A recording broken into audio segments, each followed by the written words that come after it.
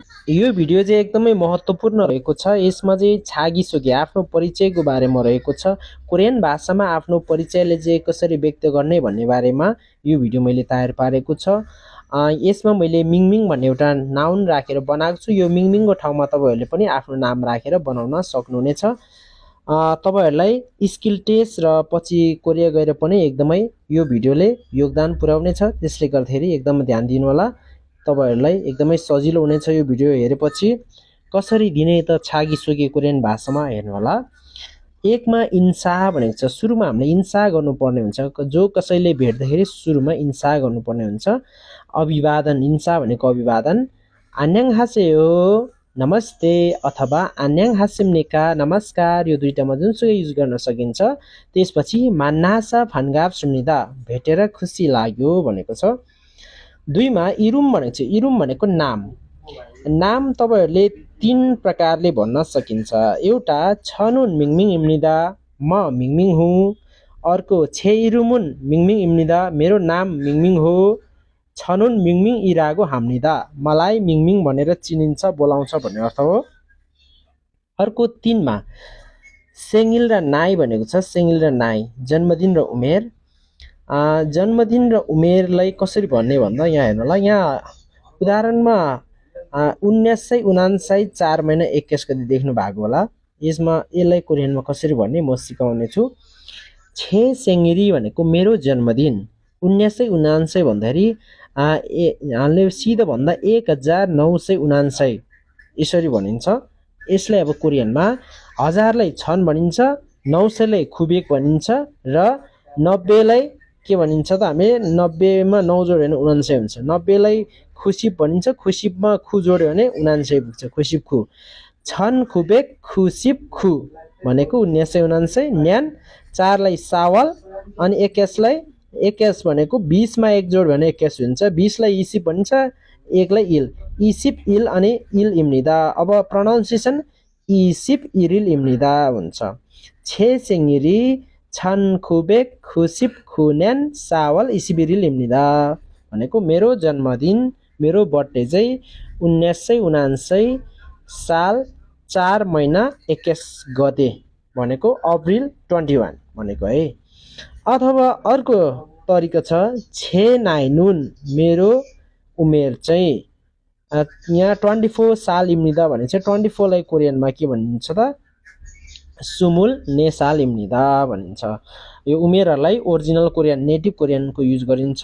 र माथि न्यान वाल इलमा पनि के गरिन्छ त त्यसमा नि न्यान र वाल इलमा चाहिँ हामीले साइनो चाइनिज कोरियनको प्रयोग गरिन्छ। अब छुसो भनेको ठेगाना। 4मा ठेगानाको बारेमा छ। ठेगाना पनि यहाँ 3 स्टाइल छ, 3 तरिका छ है। यहाँ कसरी भन्ने, अब नेपालमा हुँदा चाहिँ आफ्नो जिल्लाको बारेमा भन्दा हुन्छ। तर कोरियामा चाहिँ अब कोरियनलाई हाम्रो जिल्ला कहाँ हो, ठाउँ कहाँ हो भने थाहा हुँदैन, सिधै नेपाल भन्ने सकिएको हाम्रो एड्रेस भन्दाखेरि।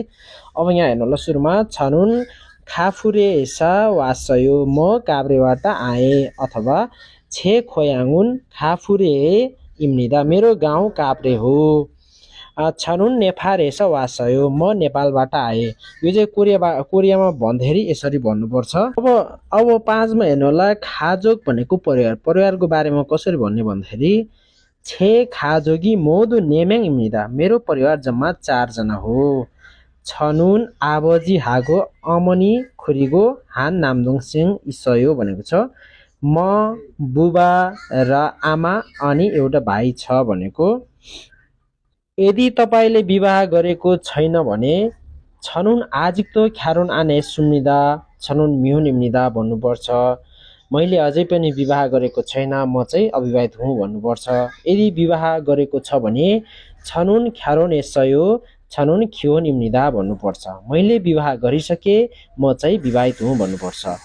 मिहोन भनेको अविवाहित र खियोन भनेको विवाहित। अब 6मा छ छुइमी भनेको रुचि चाहना। के छ त तपाईँको रुचि चाहना भन्ने बारे यसमा रहेको छ। छे छुइमिनुन उन्दोङ इम्निदा, मेरो रुचि चाहिँ खेलकुद हो।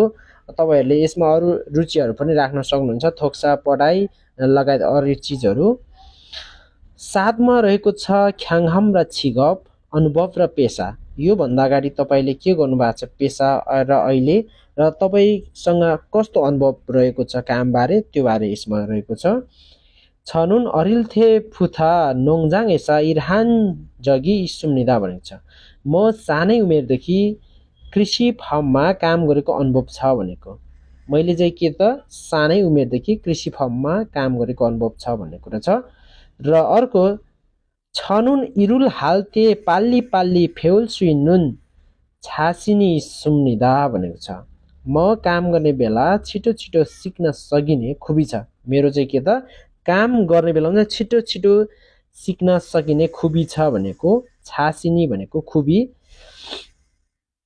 अब 8मा रहेको छ मोक्जक खेहोएक र कुम उद्देश्य योजना सपना। तपाईँ कोरिया जान चाहनुको योजना उद्देश्य र सपना के छ भन्ने बारेमा 8मा रहेको छ। छे कुमुन हाङ्गुके खागे थोइन्दाम्यान 열심히 일해서 많이 돈을 벌고 천문 기술도 배우는 것입니다 भनेको छ।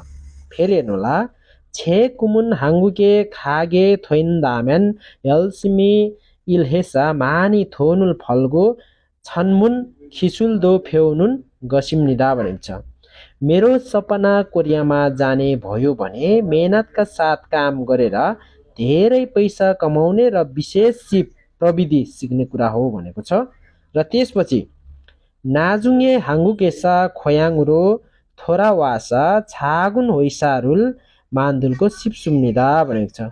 पछि कोरियाबाट गाउँतिर फर्केर आएर सानो कम्पनी बनाउन चाहन्छु भनेको छ। अब रह्यो 9मा माछिम भनेको अन्त्यमा के भन्ने भन्दाखेरि छाल फुथक थुरिम्निदा खाम्सा हाम्निदा भन्ने विनम्र अनुरोध गर्दछु धन्यवाद। यसरी तपाईँले यो 9वटा पोइन्टलाई कण्ठ गरेर यसरी भन्यो भने तपाईँ सिओरी स्किल टेस्टमा नि पास हुन्छ र तपाईँलाई कोरियामा पनि एकदम सजिलो हुन्छ। आफ्नो नर्मली अरू चिज बिर्से पनि छागिसोगी चाहिँ सम्झिराख्नु होला, तपाईँले धेरै फाइदा हुनेछ। यो भिडियोले एकदमै तपाईँहरूलाई सहयोग पुग्नेछ। सुरुदेखि अन्तिमसम्म हेर्नुहोला र मन परेमा लाइक कमेन्ट सेयर गर्न नभुल्नुहोला र कहाँनिर बुझेको छैन त्यसमा प्रतिक्रिया दिनुहोला। हाम्रो कमेन्ट बक्स खुल्ला छ र इनबक्स पनि खुल्ला रहेको छ। धन्यवाद।